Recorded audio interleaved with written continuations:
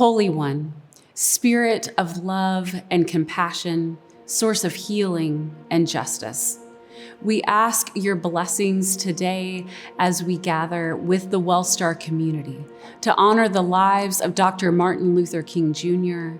and Coretta Scott King, torchbearers who left us with a legacy of hope and showed through their words and their actions what it means to serve with courage and honor, even in the face of racism, hatred, and violence. We pause together today to reflect upon the vision that they cast for us, a vision that was rooted in the sacred truth that we are all created equal and that our lives and our liberty are bound together. Today, may we also do more than simply remember. May we recommit to carrying the torch that they lit. As we walk the halls of hospitals, clinics, offices, and the healing spaces of our communities, may we each take up our own torches, shining light upon injustice, racism, and hatred.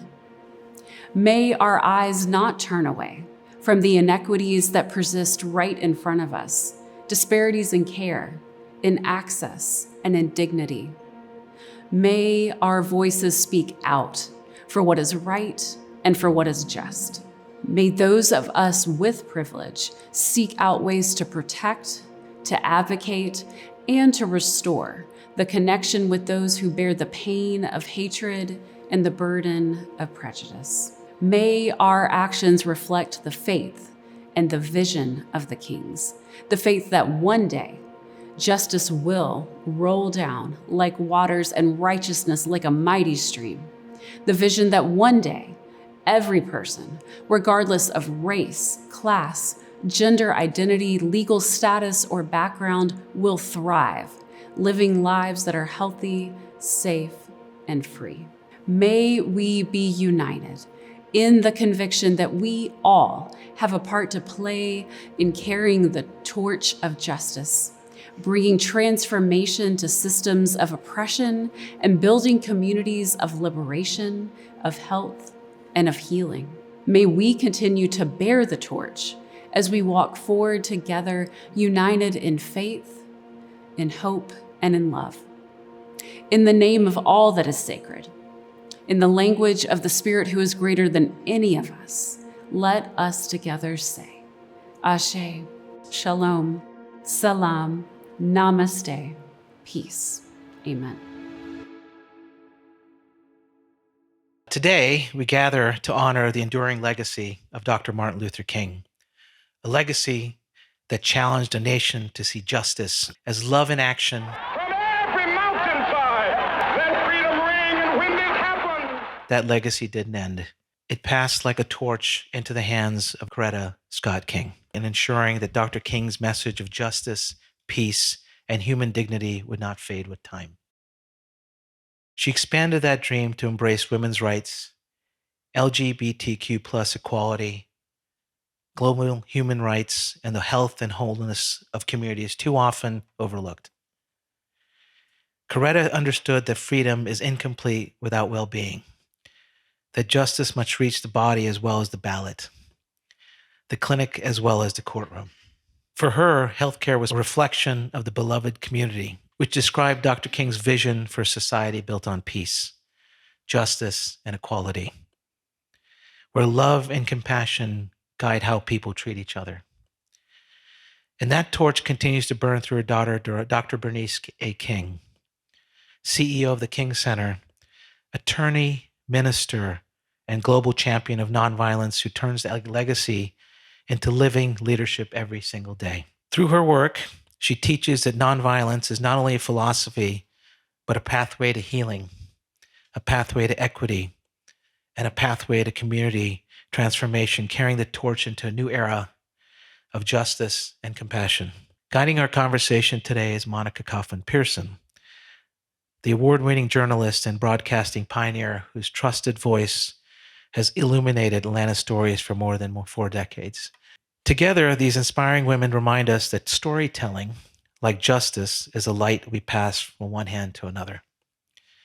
As we reflect on Coretta Scott King's life through the lens of her daughter and leadership, we celebrate a legacy that continues to build, to include all of us to carry that dream much further together than we are right now. So thank you, both of you. And we look forward to hearing from you, Dr. King and Monica, for you being part of this panel. Thank you. Dr. King, your mother, Coretta Scott King, is known as the person who literally is the architect of your father's legacy. When you hear that title for her, what does it bring to mind? Well, you know, I'm the one who started that phrase years ago because I realized that the person that we all know is the iconic Dr. King is in that posture because of all of her work that happened during, let me be clear, not after, but during and after, during the movement and after his assassination. She's the person who at the very beginning knew that they were in the midst of something very significant and historical, and that future generations would need to benefit from it. And so that first speech that he gave as the head of the Montgomery Improvement Association, the organization that ultimately led the continuation of the boycott, because remember, it was set aside as a one-day boycott. And then when it became formally a continuation, it really was 382 days. You know, if you Google, it'll say 381, but if you count it, it's 382. When he made that speech, which was his first kind of coming out experience, she insisted that someone take a recorder. She couldn't go because my sister was born about 2 weeks before. And she said, please record him. That's the reason we have those words with us today. So early on, she had an insight, she understood preservation. Fast forward to the probably around 66, somewhere 66, 67, she started meeting with a group of people to talk about a King Library and Documentation Project. She felt that people needed to study the movement. And obviously, at that time, they both felt that death was impending for him. I mean, they lived constantly with that threat. And so she started the conversation around papers. And then once he was assassinated and she prayed about her work going forward, and she realized that she was to establish this living memorial to his life, work, and legacy. The archives became the centerpiece. Most people who hear about the King Center have no idea that we have the largest repository of primary source materials related to the civil rights movement under my father's leadership. Now it's enormous because my mother's papers are being added to that same archive. I don't even know if she even thought about that while she was doing the work. So you think about the fact that she understood we have to preserve the history, the writings, the teachings, what we did, because future generations are going to need to use it in their freedom struggles. So that's one way she's been the architect. She obviously institutionalized through the King Center, the King legacy. And of course, once she got heavily involved in the holiday, getting the holiday, that's when things really started moving. I don't know if people here know that who was the congressman in Detroit? I don't know why it's slipping me right now. It's slipping both of us. That's not good. We'll attribute it to, when I say age, I say because we have to manage more information as we get older.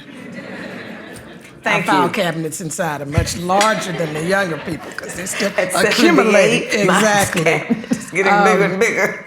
God, that is really. It'll come to us. Yeah, it'll come to us. And whoever it comes to will say at the time. But anyway, he started introducing legislation in 1960. John Conyers? Yes, John Conyers. Thank you from the audience. And so every year, the legislation was introduced, but it never passed. Because, we were still on the heels of people who were still segregationists at heart.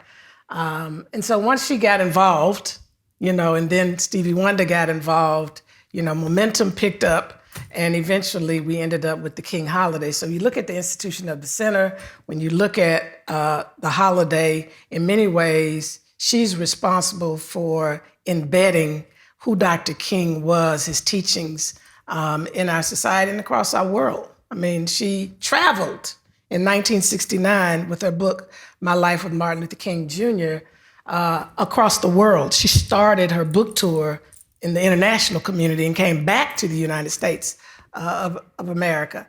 And so the reason we know about the important work of nonviolence, because I don't think it just would have been automatic. Somebody has to champion that legacy in order for it to carry forward. And she was very strategic and smart about it. And that's why today over 100 countries celebrate his birthday, even though he's not a citizen of their nation.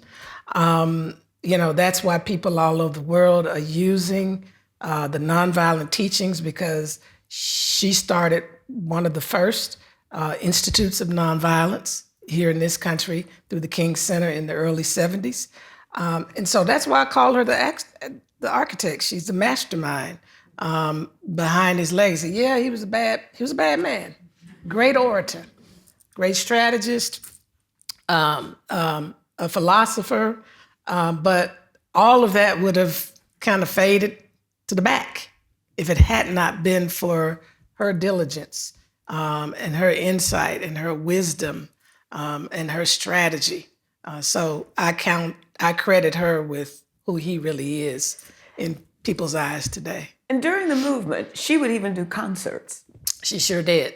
She Freedom Concerts, she called it. She started out just doing concerts because she attended the New England Conservatory of Music and ultimately wanted to be a concert singer. But then, my dad swooped her up and then shifted. She fought it for a minute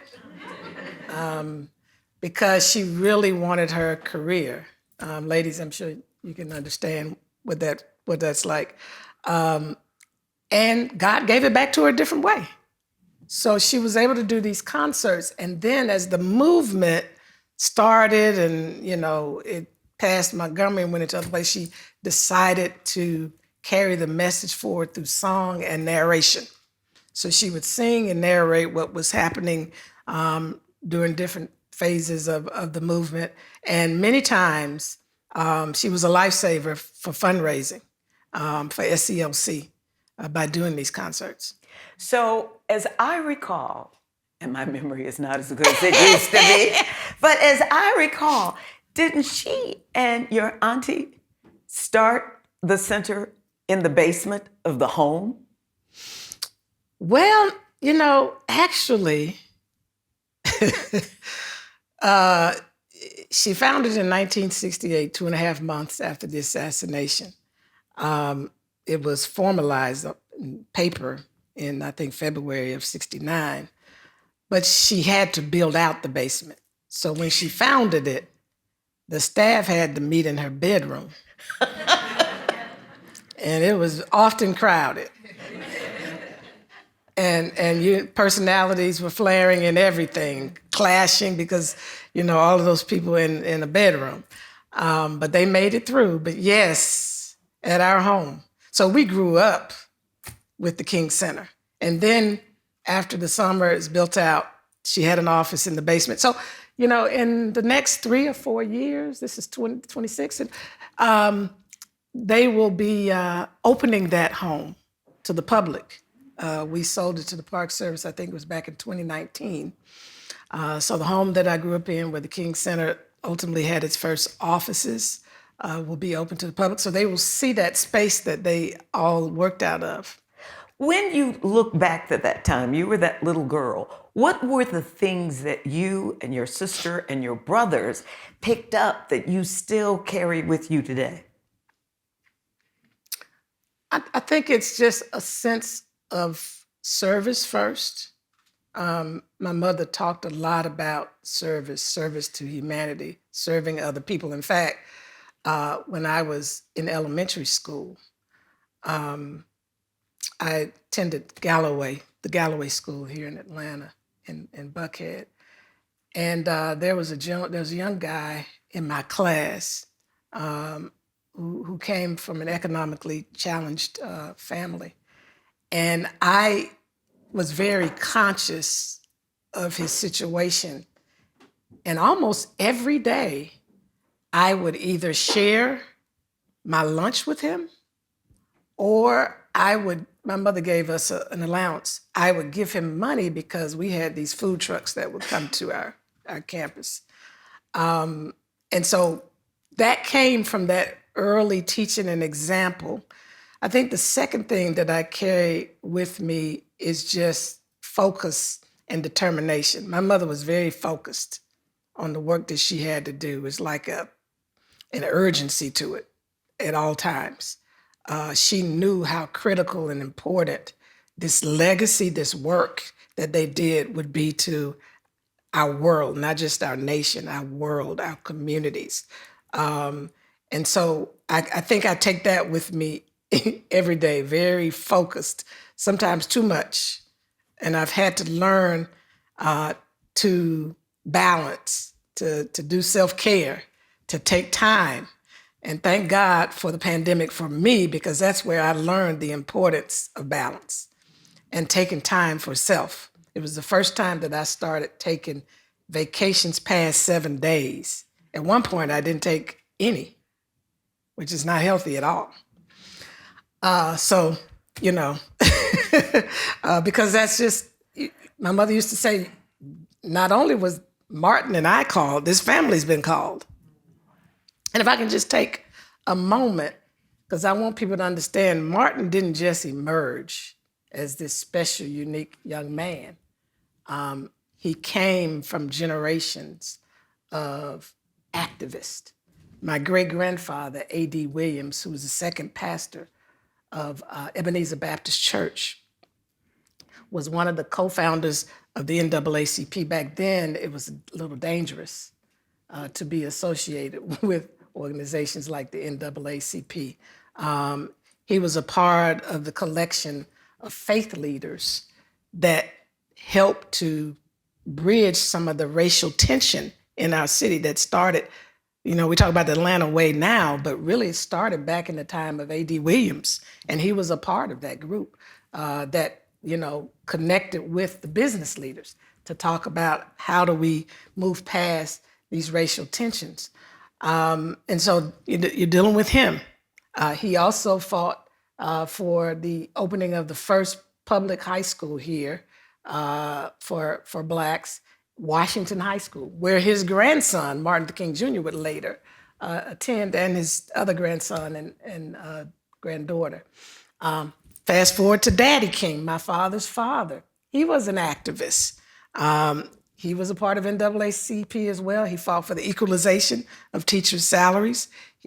All this stuff sounds so, historical, but, they open doors for us and we take it for granted. We think that things have always been like they are.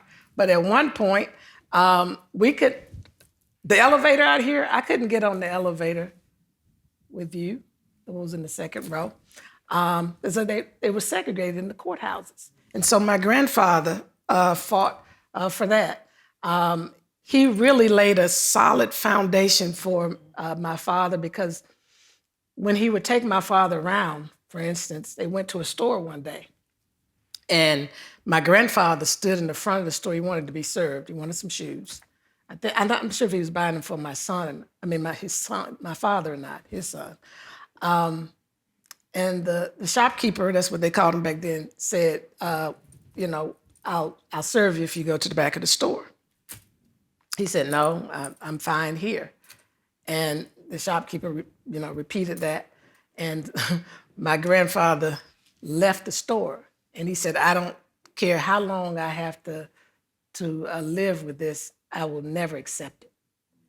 And when you fast forward and think about, one of the underpinnings of the nonviolent philosophy that my father lived and taught is non-cooperation with evil, because he experienced that with my grandfather. So I want people to understand, there's this long lineage of activism that he came from. And even my mother's father. I was getting ready to say. Now, Oh, your we mother Scott. wasn't she from Marion, Marion, Alabama? Which is interesting. She's from Marion, and the late Gene Young. Well, let's talk about Marion, Alabama, which is Perry County, Alabama. Anybody here from Alabama? You don't have any Alabamians? That's unusual. Right. That's real unusual. So my mother actually was from a place called Heiberger. Now, if I asked you to close your eyes for about 15 or 20 seconds and open them back up, you miss Heiberger. That's how small it was.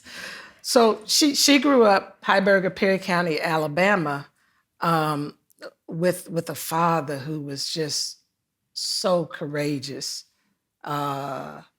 He was determined to be a leader, to break barriers. He was the first Black to haul lumber with his own truck in that community.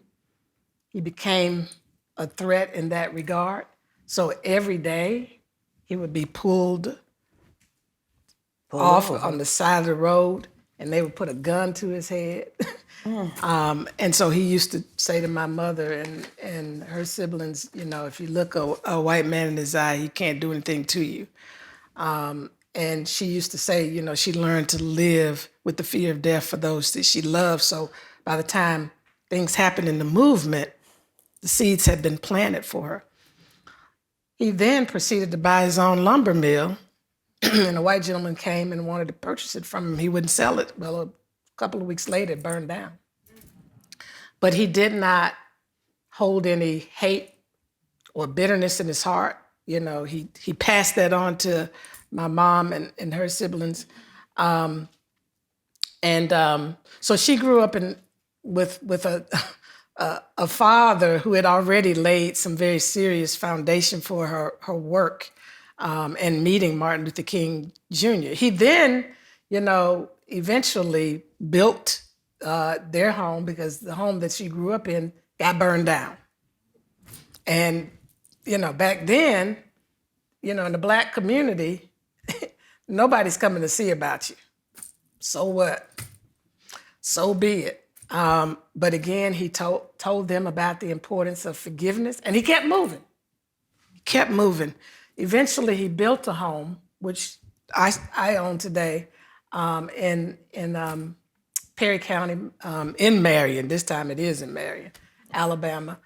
He built that home and then built a store next door that's the equivalent of like a convenience store gas station. So you see what she's growing up with, defying all of these odds. And from that city, it sounds funny to call it a city, from that country place,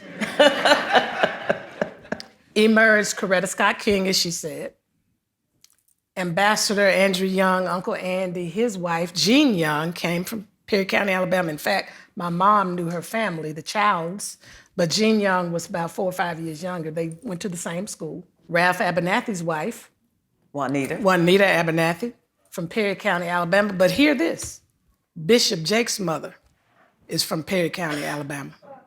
When I first met him, he said, we have something in common. He said, our parents grew up together in Perry County, Alabama. So she went to the same school that my mom went to. There was a study done sometime, I believe in the 80s, that revealed the majority of PhDs in the Black community have roots in Perry County, Alabama. And I don't know if that's still true today, but back then. So it's a very powerful place where people, emerged, and a lot of it had to do with some of the missionaries that came down to the South and to the Lincoln School there to help expose, because, without that, they would have been still stuck in, the whole segregation mindset and not realize there's a world beyond this, and not realize that you can fight for freedom, justice, and equality. So what were the things, You know, we all hear our mothers in our heads. What are the things you remember your mother saying to you that still stick with you in running the King Center? Well, the first thing that sticks with me is you don't have to be me, you don't have to be your father, but whoever you are, be your best self. And that's important because people are always, comparing. You're not your mama. I don't want to be my mama. I don't want to be my daddy. I want to be my best self. I want to be Bernice. There are obviously things that I take from both parents, values, but I'm me. And she relieved a lot of pressure by doing that because people have these great expectations. And I remember one time when my mother invited Oprah to our home and Stedman was with her. And it was the time when I was in law school at Emory University. And he said, it must be very challenging for you. He said, because, everybody comes in the classroom and they're kind of right here and they go this way. But when you come in, you're here. And I guess it's like, because you're here, the only place you can go is here. So I'm always saying, any place but down. But it's true. My entire life, people held me here. So I never had a chance to really advance because I'm always here. I could only be torn down to people, which is horrible. So her relieving me gave me room to grow into my own identity. So that's the first thing. The second thing I told you earlier, she always talked about their favorite scripture, he who would be greatest among you shall be the servant of you all. And so even though I have a title, I always remember that I'm a servant to the people first. I'm never above anything. I mean, I'm at the King Center. If I see trash, I'm not gonna call for it. I'll pick it up. It's not that big of a deal. And so that's important. She talked a lot about not holding grudges. No bitterness. No bitterness. And not only talked about it, I observed situations that happened to her and how she handled individuals. And it's influenced me. I understand the power of forgiveness. And because if you hold unforgiveness, it's only poisoning you and affecting you. In fact, the person may not even know. And so they're going on with their life and you're still harboring all of this inside, and that affects you. It affects your health, your mental wellness.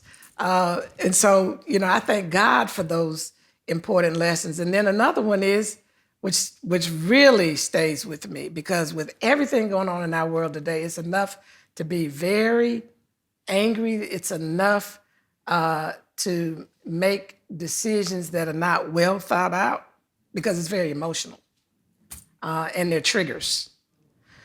I was riding down 166 Langford Parkway here, and it was the early stages of cell phones, mobile phones. And I was just fussing about something that had happened to me and telling her what I was gonna do as a result of it. And she stopped me mid-sentence and she said, "Baby, never make a decision in your anger." Mm-hmm. So that has helped me on a daily basis because there's enough for me to be angry about, not just in the world, just even in my own little world. And I have to stop in my tracks and I have to process through what I'm feeling. But as a Christian, the Bible says, be angry, but sin not. So it's okay to be angry, but I have to make sure I channel it appropriately and make thought out decisions. And so, I take deep breaths. Delise, who's best friend, she works for me, pray for her. She's my boss when I'm in this situation, but I'm her boss otherwise and when I travel. So there's some balance. The point that I'm making is things are constantly happening in my world. And if I didn't have people like her and others around me to check me and to keep me, sane sometimes, I probably would lash out in some places, So I take time with safe spaces to get it out. Because we're human, we feel things, we're triggered, these things are real. But I always come back to my center and my grounding because I try to operate from a space of unconditional love. That's what I grew up in this family. Forgiveness. I try to understand what my father went through and something he taught us about threads of truth. As he developed his nonviolent philosophy and methodology, he studied so many different philosophers and theologians, and he would find these little threads of truth in their work. Not the whole, but pieces of it. And he was a great synthesizer. So he would take two opposing thoughts and be able to synthesize it into a higher truth. And so I go through that process when I'm looking at things, not just coming from my perspective, my ideology, but trying to even understand the other perspective. So when I'm looking at things, I look at it holistically, and then I try to think about what is the best response in this situation. If you're in a movement, if you're in a campaign, you have to think about what is the best strategy. And there's a lot of work that goes into that, work that we teach at the King Center, the nonviolent philosophy and methodology, that most people think you only utilize if you're part of social justice. Nonviolence, as my mother institutionalized it, is a way of life. In fact, my father didn't get to delve into that much. He only said in his Nobel Peace Prize lecture that I suggest that the philosophy and strategy of nonviolence immediately become a subject of study and serious experimentation in every field of human conflict, by no means excluding relations between nations. He never got a chance to go further into the study of it and the further experimentation of it, but he encouraged us to do it. And so today at the King Center, thanks God to my mother laying that foundation, institutionalizing it, and saying this was the most important part of our work. It wasn't just the Voting Rights Act, the Civil Rights Act, it's how we did it. That was the most important part that people are missing. It wasn't the holding the signs, demonstrating, protesting, sitting at lunch counters alone. It was what went in to them having the courage and the discipline to not become violent themselves towards the violence that was against them. And so that part of it, but then she and the team at the King Center further developed what they lived into these principles. Because if you read Stride Toward Freedom in his Pilgrimage to Nonviolence, you will never see the word principle. So as they read, they realized these were principles that were the foundation to the action that they were taking. These principles were critical to the action. If you violated the principles, then you're just going through an exercise of futility. You're just solving a problem, but you're not creating an atmosphere for community building or rebuilding, for reconciliation. So the principles were very important. Then they further expanded on the steps of nonviolence. So this is all formulated through her work at the King Center. Most of the people who are now teaching Kingian nonviolence, it originated through the King Center and the work that my mother did, and things that are happening now. There are people all over this nation that are using it in their movements for justice and freedom. But a great part of our work is to tell the rest of the world what my father said. We must study it and experiment in every field of human conflict, which includes our interpersonal relationships, our relationships at home, our relationships in the workplace. We have a workplace edition that we have online that people can sign up for or organizations can sign up for. And we have the master course for people individually. One of our oldest senior trainers, I think he's 83, used to be captain of the St. Louis Police Force. My mother asked him to come work with her at the King Center after he started getting exposed. He left the police force, became a major trainer. He was the head of education and training at the King Center for a while, and now, we're reconnected and he's doing work for us. He said it helped save his marriage, nonviolence. So, you know, it helps me. That's what I was trying to get to in managing through these triggers, you know, because I have to make sure that I'm aligned because I firmly believe in it. I lived with it so long in my house, being raised with my mother. I mean, it was front and center. She was always home on Sundays for dinner. For the most part, she traveled a lot, though. She traveled a whole lot. When she wasn't at home, I would stay with Aunt Christine, my father's sister, who has a daughter that's just a year younger than me. So I would go to their home when she was out of town on weekends. Occasionally, I would be at our home because we also had babysitters. But as I got older, you know, I could stay at home with, if my sister was in town, or my brothers, who are a little bit older than me. So yes, she was home on Sundays, and Sundays, not every Sunday, but on Sundays, each one of us had to cook. We had a Sunday. I had a Sunday, Martin had a Sunday, Dexter had a Sunday, Yolanda had a Sunday. So I can at least cook breakfast. Because people always ask me, do you cook? I don't cook. I can cook. I didn't learn to cook till I was in my 20s. But you grill. And I called my mother one day, my first time cooking, and I said, how do you make, I forget what it was. Y'all, those of us in the Black community will understand this. Where you take a pinch of this and a pinch of this. I'm like, Mom, what is a pinch? Well, you know, just take a little bit of it, you know, like you're picking it up with your 2 fingers. I said, okay. But yeah, Sundays were very special. After we cooked, we actually sometimes sang a blessing, you know, together. God is good and God is great and we thank him for our food. So we would sing that and then each one of us would have to say some kind of Bible verse. There's this little book that had a heart on it in the front that said, let not your heart be troubled. And there were little, you know, scriptures in there. And she always said to us, you have to be prepared with the scripture. Now, if you just happen to forget or don't, memorize one, you're allowed, not all the time, to say Jesus wept.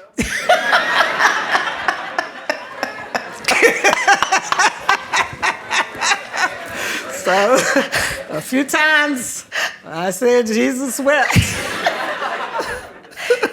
So when she was not being the woman on the road working for the legacy, how was she as a mom? Let me tell you something. She was a great mom. What I liked about my mom is she really cared about us and people.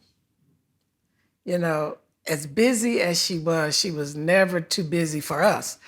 She told people now, if my children want me, I don't care if I'm in Africa, wherever, around the world, I need you to get me to them.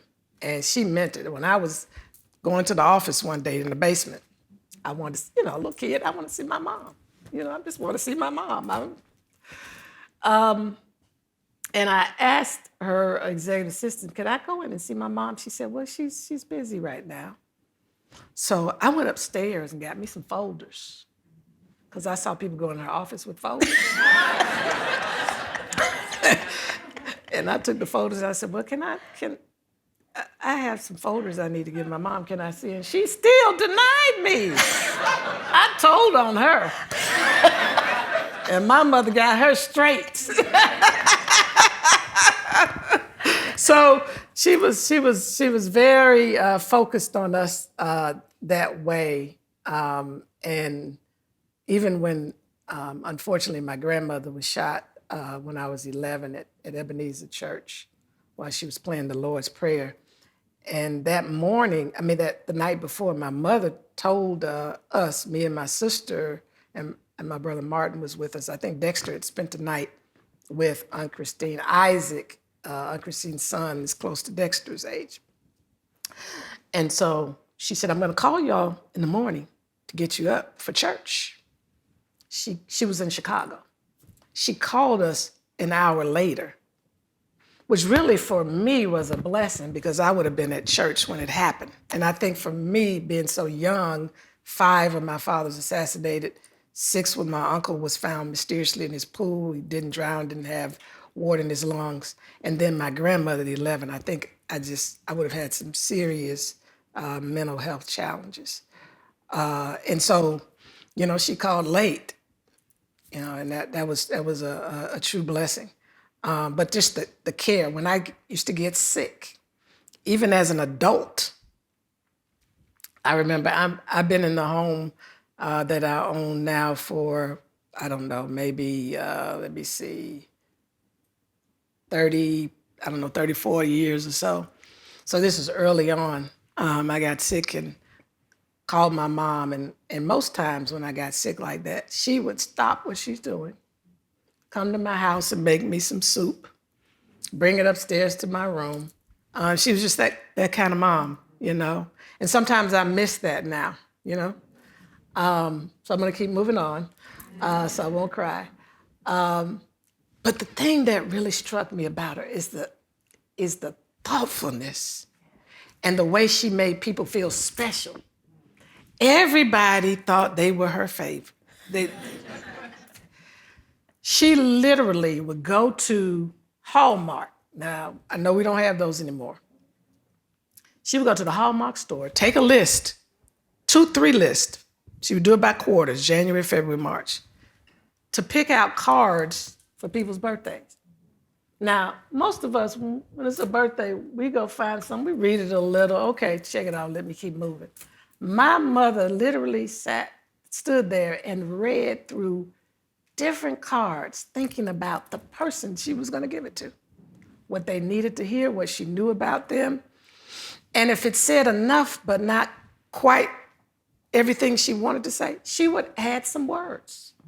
If you speak to people who know my mom, that have gotten a card, they probably still have their cards because she was just that thoughtful. So I went with her on a few occasions, and she eventually gave me the list. So I learned to do that. But then when she passed away, I tried to carry some of that forward. I said, I can't do this. I'm sorry, y'all, because that's her people, and then I got my people. I said, it's too much. She was just extraordinary. She could manage a lot. I tell people, this is my phrase, my mother helped to raise a nation and at the same time raise 4 children. And I say that because when my father was assassinated, there were riots all over the nation. Not here in Atlanta, fortunately. But riots broke out. And thank God for the mothers today for their postures, because if they did not have that kind of posture of, not just wanting, revenge and retaliation, it could be really bad with a lot of these young men whose lives have been taken by the police. But she insisted and spoke to the nation that we forgive, that we continue in the tradition of Martin Luther King with nonviolence. And I think her posture was responsible for some of that letting up and easing, and then moving forward with talking about the movement, not just from a justice standpoint, but again, going back to how do you get to justice through nonviolence, which was very important. So I think keeping up not just the message, but the practice of nonviolence was critical to this nation and even the rest of the world. We were involved in the democratic elections when South Africa was transitioning from apartheid to their democracy. And they had a state grant. The King Center was asked to go over there to kind of prepare people for the election. So they trained over 300,000 people. And as a result, there was no bloodshed in that election. So, she's an amazing woman. Well, I learned that this amazing woman had a fondness for brownies. Y'all have to hear this story, yeah. So my favorite dessert is brownies. Please don't give me any. I'm trying to lose weight, you all. Please, I'm telling you, it's a serious addiction. So I try my best to stay away from it. But my mom, wow. So my mom initially had TIAs, and then eventually a minor stroke, a minor stroke. Then she had the major stroke. But after the TIAs, she was just given a caution about, caffeine and all that kind of stuff. And she didn't want to stay at her home anymore by herself.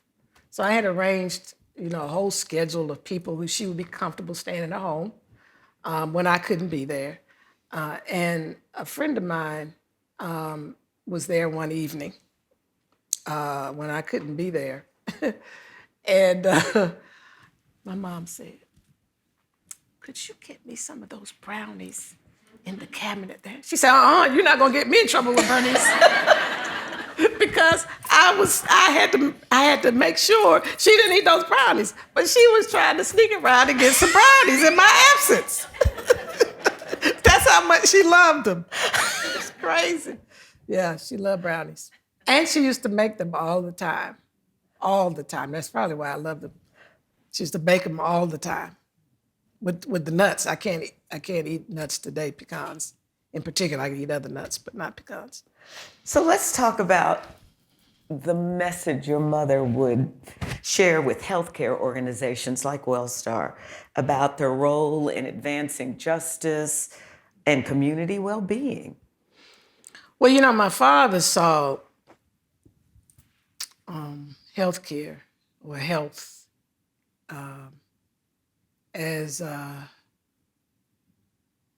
the lack thereof, should I say, as one of the most shocking and inhumane inequalities.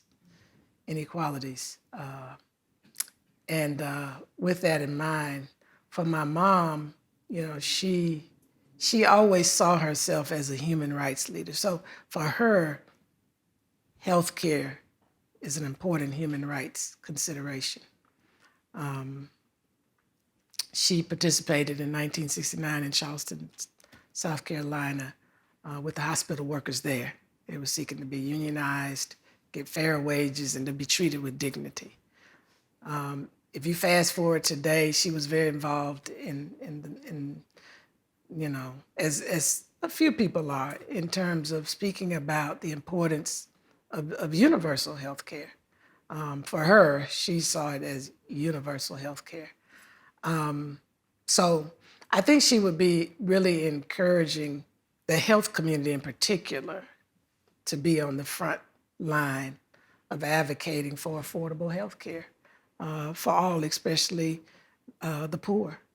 She felt that, starving a child was a form of violence. Denying people affordable and accessible health care is a form of violence for her. And so I think it's important that these professionals, this arena really be involved with helping on affordable health care, equity in care, and doing away with health disparities. I mean, that is just still shocking today that we have such disparities. I was looking at something on social media that was just, I couldn't believe my eyes. And I think some of you may have seen it. A young lady who was expecting, and there was a healthcare worker just kind of ignoring. I mean, that was one of those triggers for me. I wanted to jump to the screens. Like, come on now, if you're in the healthcare arena, it can't just be about systems and processes. It's gotta be about the people. It's like my mom, that care, that attentiveness. And I know it's difficult because people have to balance, the economy, the economics of it. But as my father said in the Revolution of Values, we must rapidly begin the shift from a thing-oriented society to a person-centered society. It's even more important today as AI emerges, because that's going to move us further and further away from the human side of healthcare. So I think one important area, if she were here today and was exposed and understood everything around AI, she would definitely be encouraging in that area to help us in figuring out how we move forward with using AI, which is very important in certain ways, but not losing the human part of health services. And so that's going to be very important. So, you know, schools are now named after your mother. What do you think she'd think about all of this? She wouldn't. No, I'm just joking. I think it would make her a little giddy, you know, and feel honored. I only know of a couple of them. One here in Atlanta, and I think there's one in Chicago. It's a girls' school here. Yeah, but she definitely would be spending time there. That's who she was. She loved to sow into the lives of young people. I mean, she was always, in her own different way, seeking to be a mentor, a guide for them, and taking some of them under her wing. There were 2 members of a gang in Los Angeles when the LA riots broke out. They invited the King Center in to LA, and we invited them here to come do some nonviolence training. And there were 2 gentlemen that were in opposite gangs, the Blood and the Crips. My mother literally embraced them like sons. One of them was on her, I don't know if you remember, was on her funeral program. But she just loved young people. So she would be over there probably quite often with those young ladies. Yeah. I remember your mom also had a great sense of humor. And you do too. What of Coretta Scott King shows up in you on a regular basis? My mother had a tendency to go off on tangents in a good way, She was a walking encyclopedia. Now, I'm not a walking encyclopedia, but she wanted to make sure people got the facts straight. And it bothers me when people don't get the facts straight about something. And even when I get it wrong, I feel bad. Like I can hear in my ear, get the facts straight. Not about opinions. People can have opinions. But she was a stickler for facts. And I'm the same exact way. So sometimes when I'm talking, I find myself going into these great details because I'm trying to make sure people have the facts. So that's one of the areas. Now, sometimes she could be a little fussy. Me too. So, you know, we've got to talk about this because you've got to share plans for what's going to be happening at the King Center over the next couple of years that I'm sure your mother is smiling from heaven and saying, yes. Well, I don't know if she would be smiling because we're getting ready to level the King Center in the next probably 4 years. It's going to take a little bit of time because we're in the getting ready to start a feasibility study.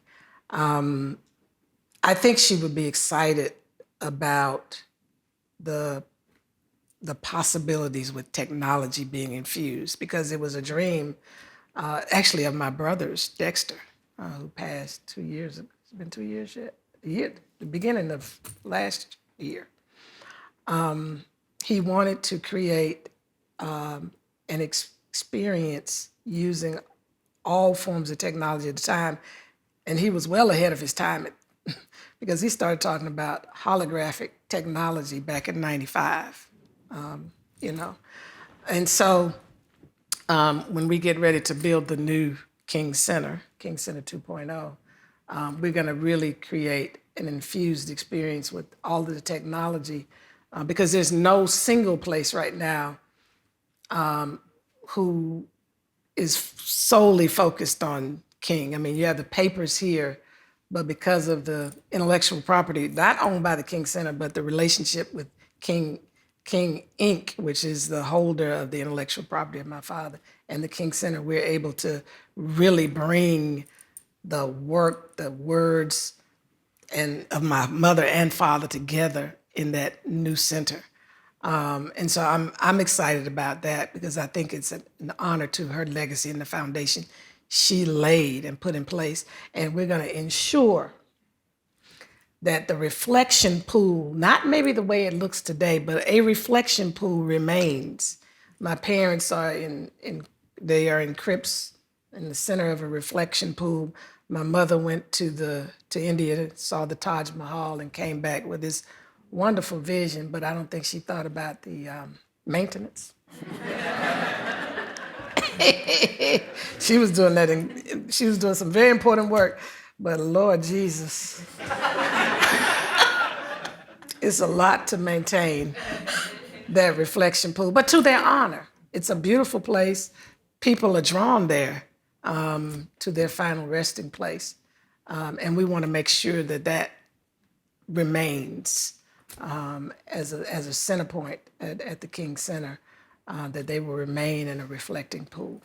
And that the eternal flame, which is down right now, you heard about what happened with it, but it will be restored in the next few weeks.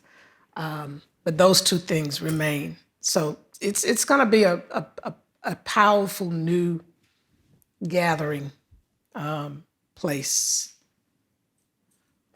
I think what's important for me is that you bring your mother alive, that she's not just the wife of Dr. Martin Luther King Jr., but that she too was a mover, a shaker, a changer when it came to civil rights. And not just civil, but human rights. Civil human rights. And the reason Auburn Avenue is what it is today is because of Coretta Scott King. She was the one that saved the birth home. They were getting ready to demolish it in 1966 or 67. So my father was still living, and she went to Mary Ivan Allen and said, oh, no. We need to do something with this area. You know, we need to make sure we preserve it. The strong history of Auburn Avenue for the Black community was critical to that. So that's why we have it. That's why, you know, that part of Atlanta, the old Fourth Ward, she helped to influence a lot of that development in that area that people don't realize. And we're going to tell a part of that story of her real impact here in Atlanta. The opera, the symphonies, she's the one that helped to integrate both of those. I mean, we take it for granted again. You may go to the opera, you may go to the symphony, see people of color, you may see Black people. It was Coretta Scott King who purchased a lot of tickets. She insisted on these spaces being integrated. So she began to purchase tickets and give it to, you know, some of the leaders here in the city for both the symphony and the opera. When the Fox was getting ready to be torn down, they claimed there are no records on this, but my aunt wrote in her book, Edith Bagley, my mother's sister, that a letter came into my mom asking her to join the efforts because it was dragging. They were trying to demolish the Fox Theater. So when she got involved, some of the momentum picked up. So now we have the Fox Theater. And one final thing, Forsyth County. Everybody knows about Forsyth County. Do you realize that Black people had to get out of there before the sun went down in the 80s? It was a sundowner city. In the 80s. I'm not talking about 1930 and 40. Well, when Hosea Williams went down and was attacked by white supremacists, in 1 week, my mother organized a coalition of people from around the country, and they converged on Forsyth County, and it became a catalyst for change. Oprah Winfrey even Oprah did a Winfrey show there. followed from that. And then a commission was set up to help to diversify Forsyth County. Black folks now live in Forsyth County, work in Forsyth County safely. Coretta Scott King. And on that, I will say, bless her. Yes. Coretta Scott King.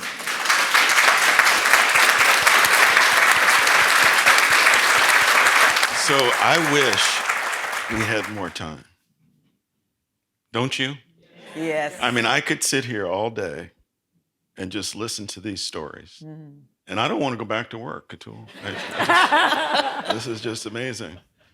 And I have to tell you, Dr. Bernice King, you are and have grown into your own amazing person. Mm-hmm. Thank you, Coretta Scott King.